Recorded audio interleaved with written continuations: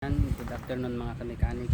Maglilinis tayo ng throttle body at yung kanyang intake air control valve na tinatawag. Ito po ay Toyota RAV4 2005 model 1JZP engine.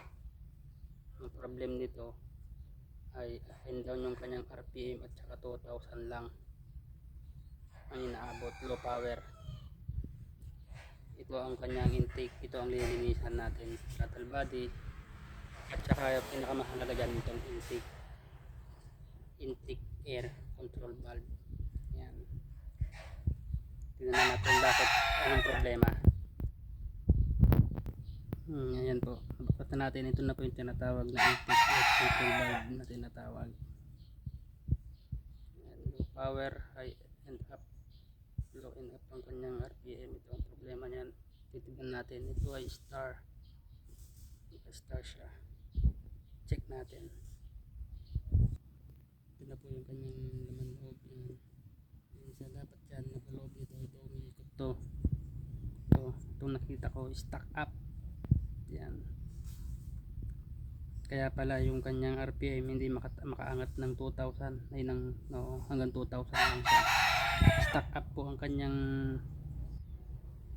intake air control valve. Ito po siya, ito po yung kanyang pinagtanggalan.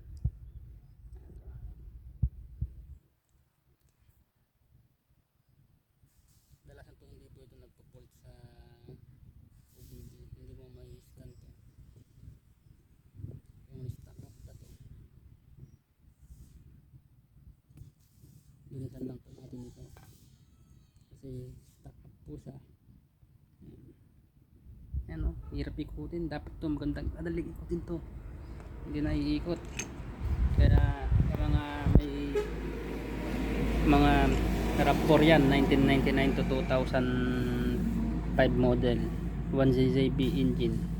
Pagka yung RPM nyo up and down tapos nag low power siya at wala kayong makitang problem, ito lang yun, makikita nyo na to. Stack up ang kanyang intake air control valve. Yan, ito po tayo, ito po yung ating ginagawa. Follow lang po sa akin pong channel. Yan, mga kamekanik, salamat, God bless po.